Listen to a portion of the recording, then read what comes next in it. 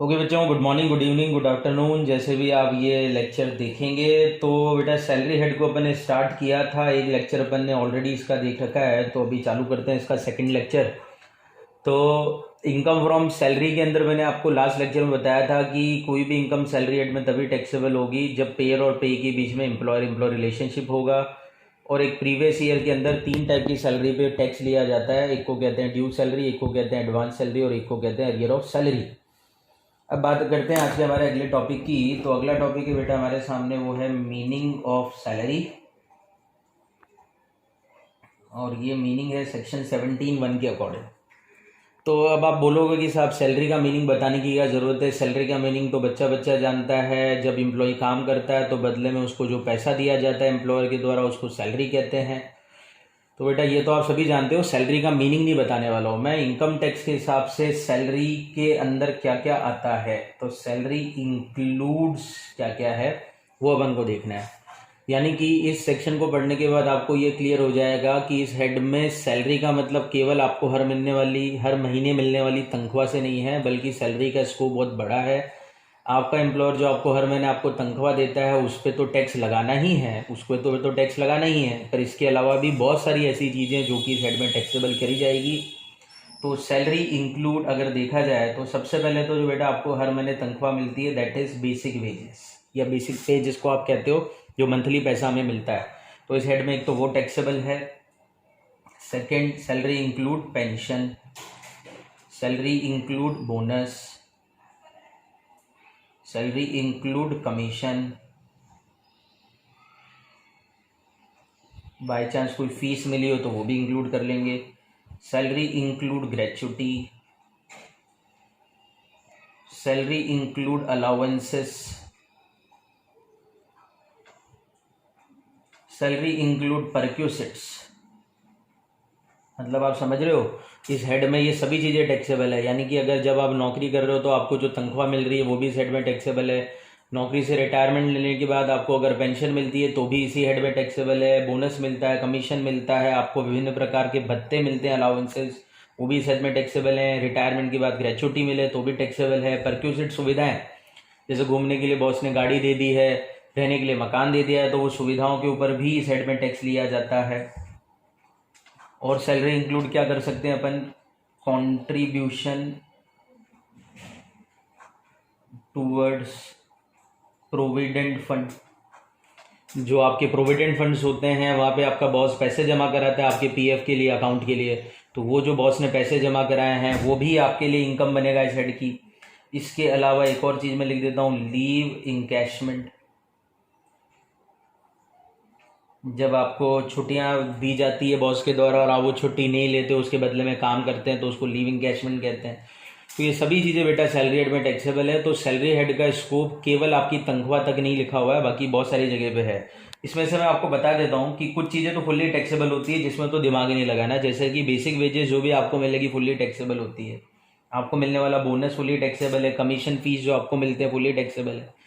तो जो चीज़ें फुल्ली टैक्सेबल है वो तो खत्म ही हो जाती है। जैसे प्रीवियस ईयर 1920 में आपको साल भर में बेसिक पे मिला है 1 लाख रुपए का, तो 1 लाख रुपए फुल्ली टैक्सेबल है।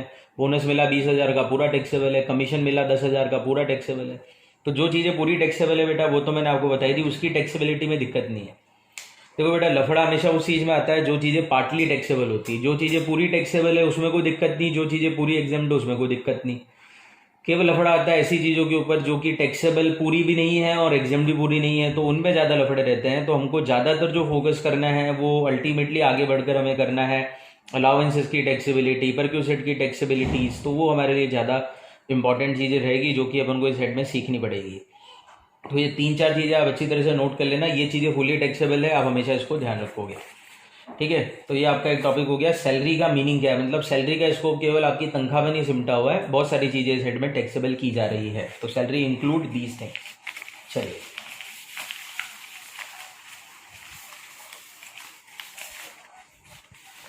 अब आगे बढ़ते हैं। आगे बढ़ते हैं तो अभी कुछ भी प्रोविजन सीखे हैं, इससे पहले मैं आपको एक टॉपिक सिखा देना चाहता हूं, वो है concept under head salary. Salary head के प्रोविजन अपन स्टार्ट करें, टैक्सेबिलिटीज को अपन समझना चालू करें, उससे पहले अपन को कुछ कॉन्सेप्ट समझना जरूरी बेटा। कुछ ऐसे कॉन्सेप्ट हैं जो कि अगर अपन को आएंगे तो ही अपन सैलरी हेड को अच्छे से क्लियर कर पाएंगे। तो इसीलिए मैं कुछ आपको शब्द या कॉन्सेप्ट या टर्म समझा रहा हूँ, ताकि आगे जाकर आप उलझे ना कि ये शब्द का मतलब क्या है, ये टर्म्स का मतलब क्या है। तो अपन वो चीज़ें एक बार चालू करते हैं। तो सबसे पहली चीज़ के साथ मैं स्टार्ट करता हूँ। तो नंबर 1 चीज़ मेरे सामने आती है, वो आता है पे स्केल बेटा। तो पहला जो वर्ड है जो अपन को सीखना है वो है पे स्केल। अब चक्कर क्या होता है बेटा कि जब आप कहीं नौकरी पे लगते हो तो आपकी सबसे पहले डिसाइड होता है बेटा पे स्केल। आपको पता हो तो आपके इंटरव्यू के दौरान भी ज़्यादातर ये क्वेश्चन पूछा जाता है कि आप कितना एक्सपेक्ट कर रहे हो हमारे से, कितनी तनख्वाह आपको लेना लग रही है।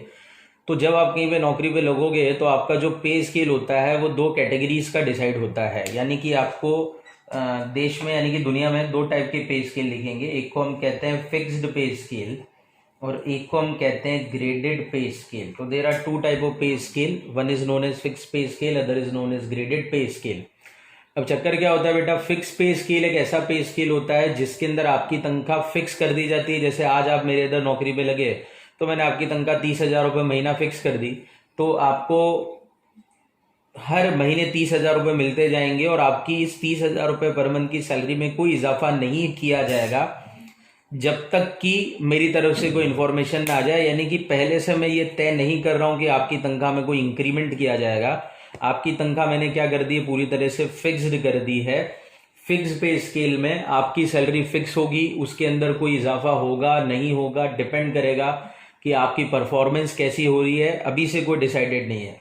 तो जैसे मान लीजिए आप 2000 आपको क्वेश्चन में दे दिया कि मिस्टर एक्स हैं, वो 1 अप्रैल 2015 से 25,000 रुपये महीने की पे स्केल में अपॉइंट हुए और आपसे उनसे पूछा कि भैया 19-20 की इनकम निकाल के बताओ। तो 1 अप्रैल 2015 से अगर 25,000 रुपये की सैलरी पे अपॉइंट हुए और आपसे 19-20 की इनकम पूछ रहे हैं, तो इन दैट केस भी अभी आप क्या करोगे, 19-20 में भी 25,000 इंटू 12 कर दोगे। आप ये मानोगे कि जो तनख्वाह 25,000 रुपये स्टार्ट हुई 15 से वो अभी तक भी चल रही है, उसमें कोई इजाफा नहीं है अगर क्वेश्चन कुछ ना बोले तो। इस प्रकार के पे स्केल को कहते हैं फिक्स पे स्केल।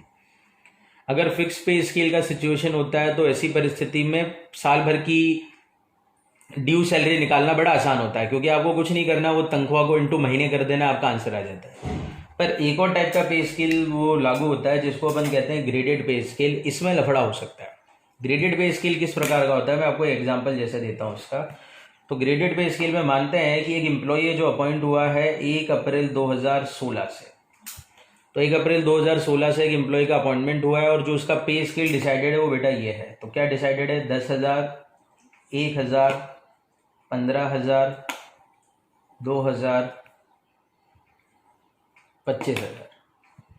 बेटा जो इस प्रकार का पे स्केल होता है, इस प्रकार का जब पे स्केल आपको दिखे तो इसको कहते हैं ग्रेडेड पे स्केल। इस पे स्केल में क्या लॉजिक होता है, इस पे स्केल का पढ़ने का मतलब ये होता है कि जब इनिशियली तनख्वाह लगेगी तो 10,000 रुपये पे आपका अपॉइंटमेंट किया जाएगा।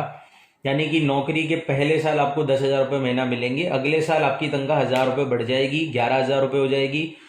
इसी प्रकार से हर साल आपकी तनख्वाह 1,000 रुपये बढ़ती जाएगी जब तक कि आपकी तनख्वाह 15,000 रुपये ना हो जाए।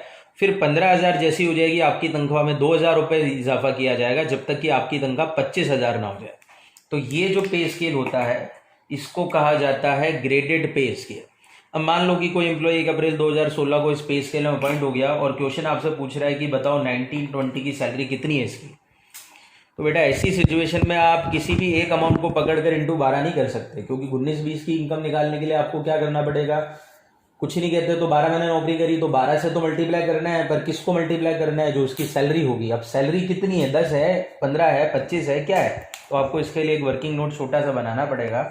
और उसके लिए आपको क्या करना है भैया, 1 अप्रैल 2016 से अपॉइंटमेंट हुआ है 10,000 रुपये, फिर यानी कि अगली तनख्वाह हो जाएगी 1 अप्रैल 17 से 11, फिर 1 अप्रैल 18 से 12 और 1 अप्रैल 19 से 13।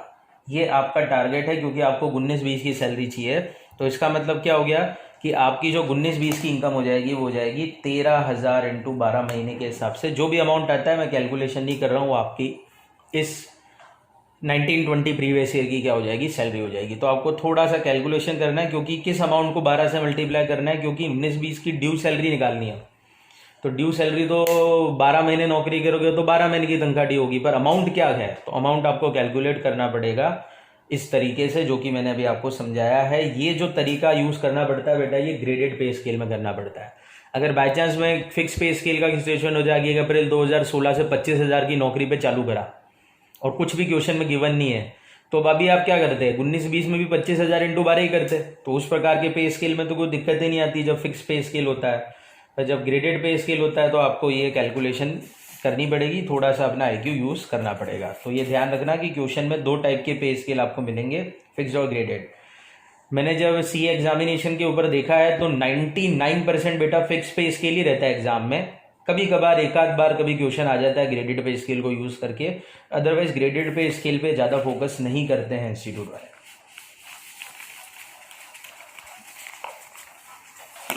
अब ग्रेडेड पे स्केल में बेटा एक भी छोटा सा दिमाग और लगाना है। मैं एक और एग्जांपल आपको बताता हूँ, क्योंकि बच्चे ज़्यादातर गड़बड़ कर देते हैं।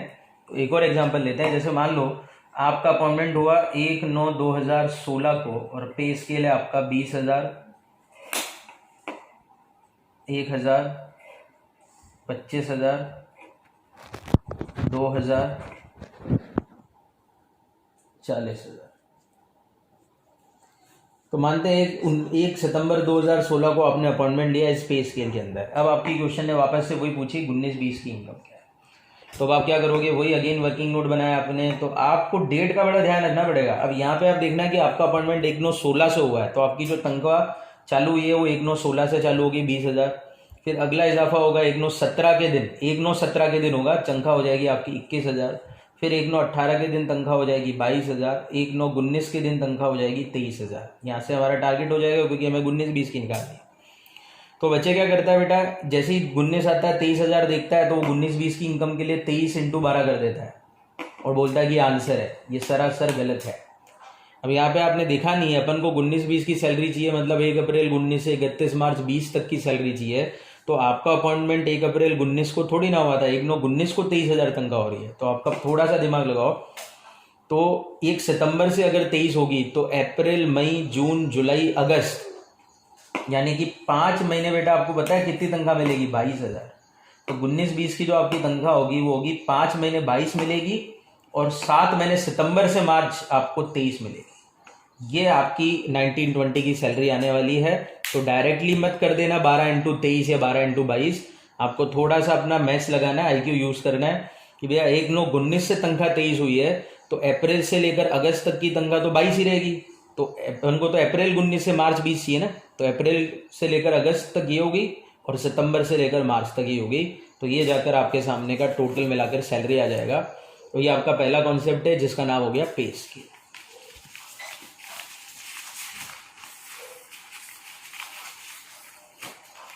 चलिए अब आता है हमारे सामने अगला कॉन्सेप्ट। कॉन्सेप्ट नंबर 2 है बेटा हमारे सामने है, उसको मैं कहूँगा ड्यू सैलरी।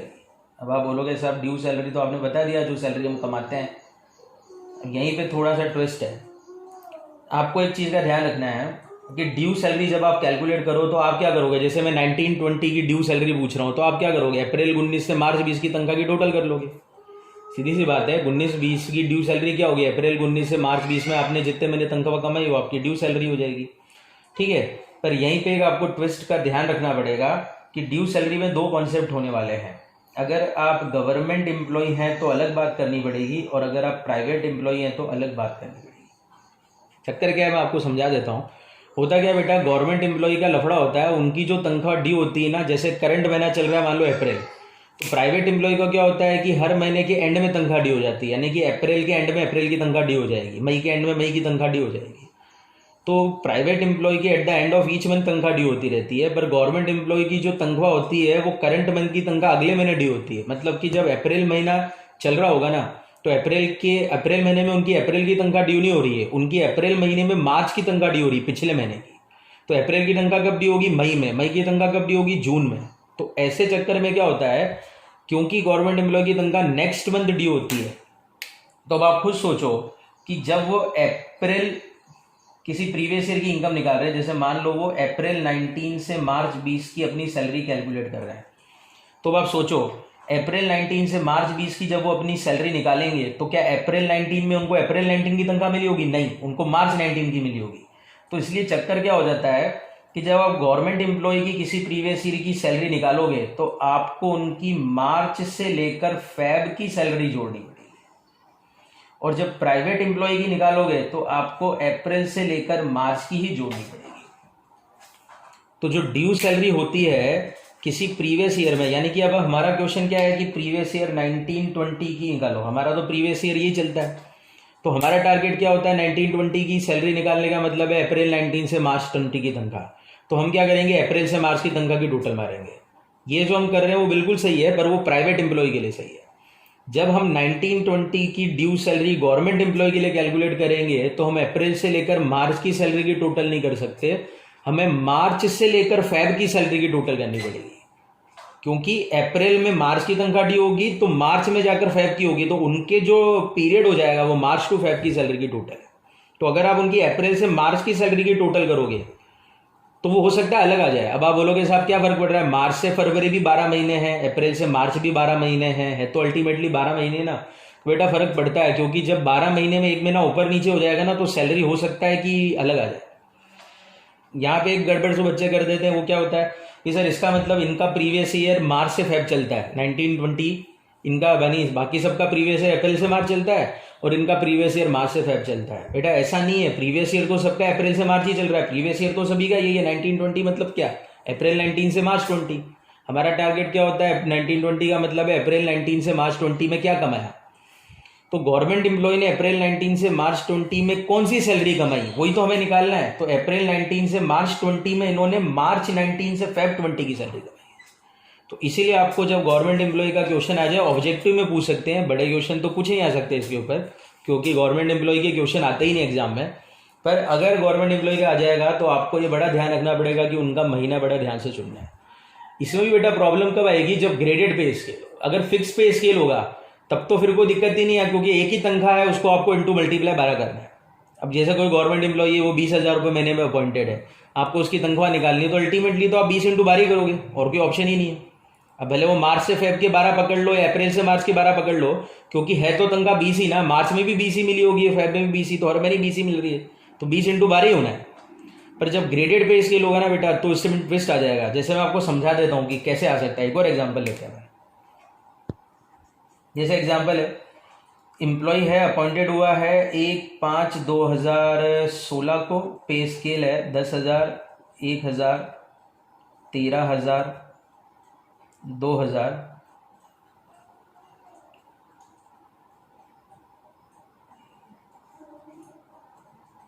25,000। तो मान लो इस पे स्केल में आप अपॉइंट हो गया और आपको अपनी 19-20 की सैलरी चाहिए, तो अब आप क्या करोगे, वही कैलकुलेशन, 1/5/16 को तनख्वाह 10 है, 17 को 11 है, 18 को 12 है, 19 को 13 है। ये आपका टारगेट आ गया। 1/9/19 को आपकी तनख्वाह आ गई साहब 13,000, सॉरी 1/5/19 को आपकी तनख्वाह आ जाएगी 13,000। ठीक है, अब आप क्या करोगे बेटा, मान लो कि आप प्राइवेट एम्प्लॉय की निकाल रहे हो, तो आप क्या करोगे, अप्रैल से मार्च की जोड़ोगे, तो 1 मई को तनख्वाह 13 हो रही है, वही लॉजिक जो भी मैंने बोला था। तो अप्रैल महीने में यानी कि एक महीना आपको तनख्वाह मिलेगी 12 और बाकी के 11 महीने आपको तनख्वाह मिलेगी 13। ये आपकी प्राइवेट एम्प्लॉय की सैलरी आ जाएगी 19-20 की, जो मैंने कब से कब तक की जोड़ी है, अप्रैल 19 से मार्च 20 की जोड़ी है। ये कब से कब तक की है, अप्रैल से मार्च की सैलरी है इनकी 1920 की, एक महीना 12,000 और 11 महीने 13,000, ये आपकी टोटल सैलरी आ गई अगर प्राइवेट एम्प्लॉय है तो। ठीक है, पर अगर इसी में मैं ट्विस्ट करूं और गवर्नमेंट एम्प्लॉय कर दूं तो आप देखना आंसर में क्या चेंज आ सकता है। गवर्नमेंट एम्प्लॉय है तो बेटा 1920 में कौन सी तनख्वाह दी होगी, मार्च 19 से फेब 20 की। तो अब देखो ये तनख्वाह तो मई 19 की है, तो इसका मतलब मार्च अप्रैल, अब इनका अगर देखें तो इनको 1920 में 2 महीने 12 मिलेगी और 10 महीने 13 मिलेगी, क्योंकि ये कब से कब तक की जोड़ रहे होंगे, मार्च 19 से फेब 20। तो जब आप मार्च 19 से फेब 20 जोड़ोगे तो आपका ये अमाउंट आ जाएगा 2 महीने 12 और 10 महीने 13। That is the logic. इस कारण से वो देखो आपके अमाउंट में फर्क आ जाएगा। तो प्राइवेट एम्प्लॉय की ड्यू सैलरी अलग आ जाएगी 1920 की और गवर्नमेंट एम्प्लॉय की ड्यू सैलरी अलग आ जाएगी। तो इसलिए आपको ये ध्यान रखना है कि गवर्नमेंट एम्प्लॉय की जब ड्यू सैलरी आप निकाल रहे हो तो प्रीवियस ईयर भले अप्रैल से मार्च चल रहा है पर आप उनकी मार्च से फेब की जोड़ोगे, और गवर्नमेंट की अलावा प्राइवेट की निकाल रहे हो तब तो फिर जो अप्रैल से मार्च है वही आपका चलेगा हिसाब किताब के अंदर। तो उसको अच्छी तरह से आप कैलकुलेट करना सीख लेना, ये आपके लिए एक और इम्पॉर्टेंट कॉन्सेप्ट है जो आगे काम आएगा। तो 2 पॉइंट हमारे सामने हो चुके हैं।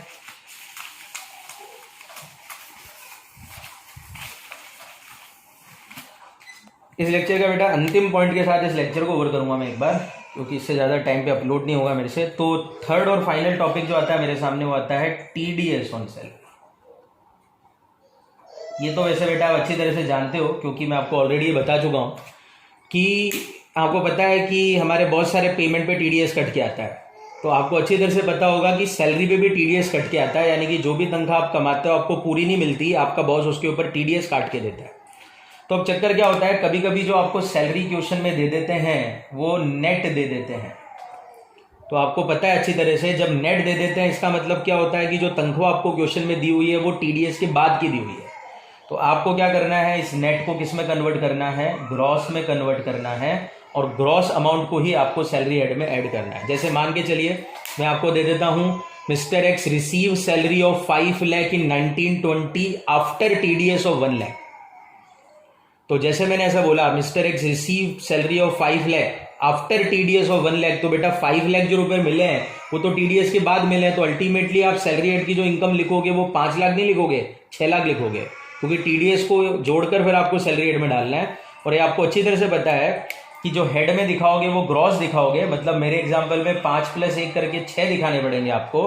फिर जो ये 1 लाख रुपए का TDS है, इसका जो आपका फाइनल टैक्स बनेगा ना साल भर का, उसमें से आप क्या कर दोगे, इसको सेट ऑफ कर दोगे। तो ये तो अच्छी तरह से आप जानते हो, क्योंकि iOS में भी अपन ने देखा था कि बहुत सारी इनकम पे जब TDS कट के आता है तो नेट दिया होता है, और अपन जो इनकम दिखाते हैं वो ग्रॉसअप करके दिखाते हैं। तो सैलरी में भी आपको ये ध्यान रखना है कि सैलरी में बहुत सी बार आपको हो सकता है नेट अमाउंट दे दे, मतलब TDS के बाद का अमाउंट दे दे।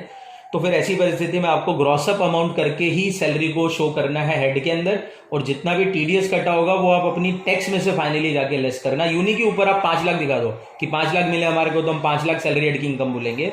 तो आपको ये थोड़ा सा ध्यान रखना है, सैलरी हेड में आपको पूरे gross amount that is 6 lakh डालने मेरे पॉइंट ऑफ व्यू से, जो भी मैंने बोला।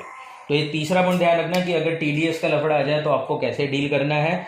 ये तो नॉर्मल तरीका बेटा, ये हर इनकम पे अपन इसी तरीके से डील करते हैं, तो ये कोई नया कॉन्सेप्ट नहीं है TDS ऑन सैलरी वाला। ठीक है, तो और अपन कॉन्सेप्ट को आगे बढ़ाएंगे अगले लेक्चर के अंदर, इसको ओवर करते हैं। Thank you.